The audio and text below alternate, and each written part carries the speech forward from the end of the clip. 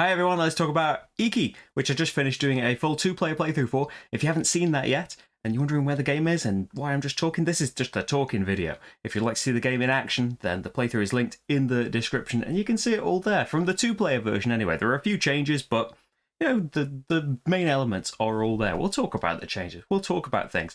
So, IKI looks absolutely gorgeous. Love the theme, love how all of that is implemented. The art, the components, all of it is really, really nice. The game is, there is enough depth of decision that in quite a simple system, it's deceptive that all you're doing is you're choosing a restriction for yourself, and the lower you are in turn order, the more restricted you're going to be, unless you've got some sandals where you can kind of propel yourself forward a little bit. So you are kind of restricting where you are going to be moving on this kind of mini rondelle on the street. There's kind of a trade-off as well. It's not just move all around the streets, get to the spaces that you want the most, get to upgrade all of your people, and everything is great. There is a lot dynamic going on in the game based on all of those people going before you as well. So it's great that you've picked first and got the space that's going to allow you to whiz around and get to that space after everyone else. So if it's a buying space, maybe that's not too great. Maybe you do want to save up your sandals and burn them to get there first before something vital is taken away. And depending on how it's going, the characters you want might not be there. And later and later in the game, as the powers get more powerful and as time runs out, it might be vital to you that, I can't reach the actual building space, but the character there that gives me the power to build, and I need their 1 wood discount. I don't have enough sandals to get to the normal building space. I can't spend a turn getting wood first and then go in there. But they're only 1 space away from retirement. Do I plan my entire turn based on that happening, or that could be a massive risk because someone else might go there first, especially if they realize what I'm doing and they could just get a different building instead. They're not even trying to get the same building as me.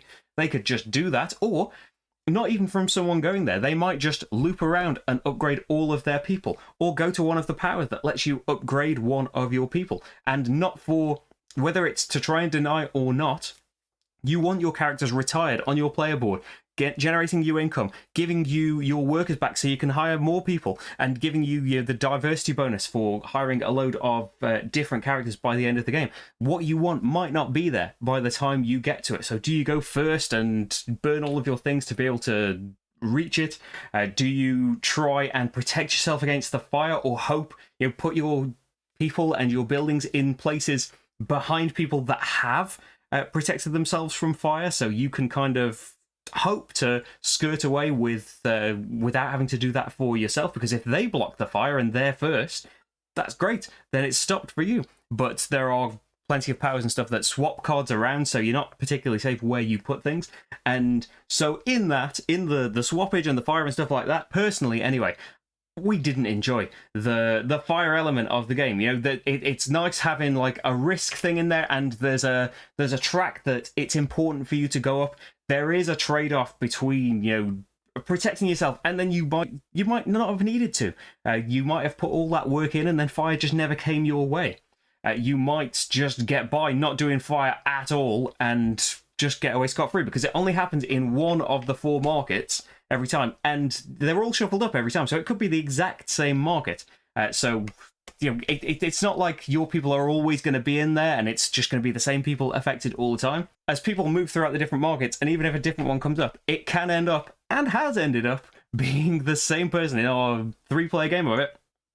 It was Rach every single time that got affected by fire, and was trying her best to race up this track, but it's fairly, the fire's fairly strong. In 3 and 4 player games, it's 1 higher strength than all of these, and it's really, really punishing to just lose potentially all of your characters. And you can say that don't bunch them up and try and go in the more expensive spaces that protect you a bit from fire. And there is all of that in there, but there's just that element that it just might be you every time. You could be the only person affected by that, and you could just be the unlucky one, and it can really, really have a massive impact on your game in our limited, admittedly, experience. And the puppet maker, and I don't really think there are any other powers along those lines. We don't really like anything mean and messing with each other and stuff in games. So like that, it's a good element for like if you want to be the person putting things out for cheap, but then wanting to protect your stuff. You could use the Puppet Master to swap your people later on, so that you are not the one that's up first. And you can, if you see that someone is lower down on the track, you could do that on purpose to put them in the firing line if fire comes. Firing line. Sorry, if the fire token comes out for that particular color at that time. So there's that little element as well that we didn't like. And so the other thing is the 2-player experience. I think that the game was a lot better at 3 players, and probably haven't played it at 4 players, but that's probably what it wants the most. Just having, you've still got the 4 markets, and they've got 4 spaces in them now.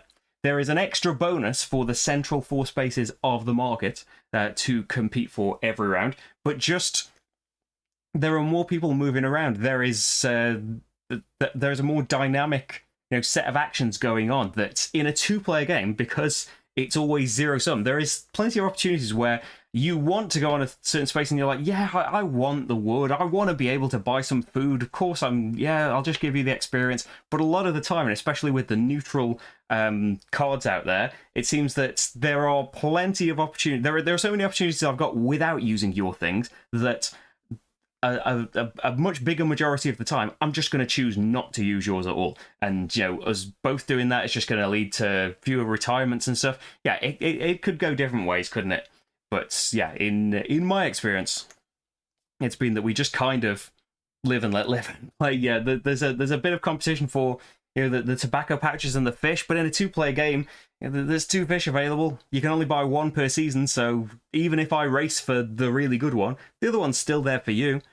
Yeah, it's a bit wonky. There's a few things missing in the rules as well, in the English version anyway, of this new edition, like what happens to buildings when they're on fire. It says something strange about the turn ordering system, like it's right to left. I think it's just worded poorly, or it got translated wrong. It's obviously from the icon, and the old rulebook from the original edition says all of these things, that the turn order goes that way, as you would expect it to. But yeah, that's just a little thing. Overall, everything else about the game, the presentation of it, there's plenty of variety in the characters' powers and the income that they will give you. And yeah, loads won't come out during the game. I know loads of these were the discards that just didn't get hired. But yeah, there are plenty that won't come out. And the order that they come out in, their limited lifespan on the board, they've only got 3 rounds out there.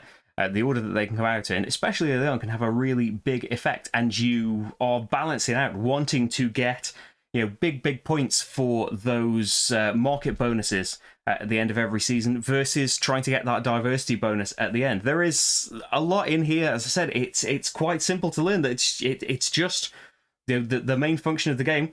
Pick a space that's available to you, move that many spaces, maybe more if you want to spend some sandals, and then do 1 or maybe 2 actions there. It's kind of the decisions and ripples that happen from what the other players are doing, what cards are available, what resources you have available to you. Are you hiring? Do you have people left to hire?